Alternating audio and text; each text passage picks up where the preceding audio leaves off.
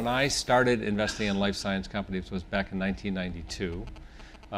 This was a year before I met Bob, and it was a sort of an exciting time for biotechnology. So you saw a lot of money going into biotechnology.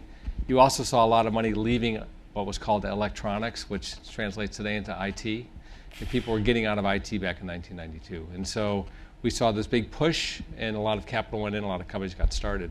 And then, of course, the internet itself took off, IT took off, and so it then shifted. By the end of the 90s, everyone was very excited by internet. We're fairly disappointed, actually, with biotechnology, not because we weren't performing well, but relative to our peers, we weren't performing well. So capital was sort of drifting away. You get into the internet boom and bust. The bust, of course, then IT falls on its back. Biotechnology comes up again.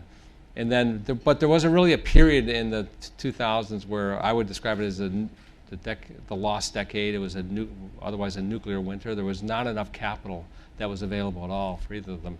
We've seen a resurgence now in the last 4 or 5 years in biotechnology, although very recently, if people haven't paid attention, there's been a huge correction in a lot of the biotechnology stocks in the last several weeks, having to do with sort of the U.S.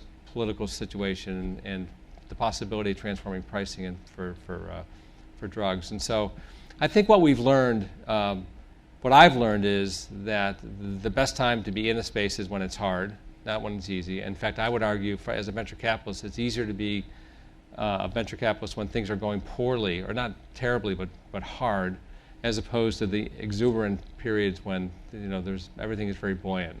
So I think that's one thing that I've learned, and remain committed to the space, because if you peel back what Bob is doing and some of his colleagues are doing, is they're really changing the world. They're designing new drugs, new therapies, and when they're successful, they will the economic models will play out for certain.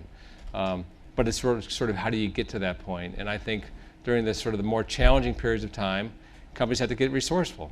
They have to figure out ways in which they can fund themselves. They have to figure out ways in which they can bring in corporate partners, et cetera, et cetera. So it just forces people to essentially to be more clever. And it also causes some of the weaker companies to leave. And I think that's not a bad thing as well. So I actually don't mind the cycles. In fact, the scariest part of the cycle, as I said, is when things are really going through the roof, because there's no grounding in reality. Capital is easily raised for companies that are 3 months old, and it doesn't make any sense to me.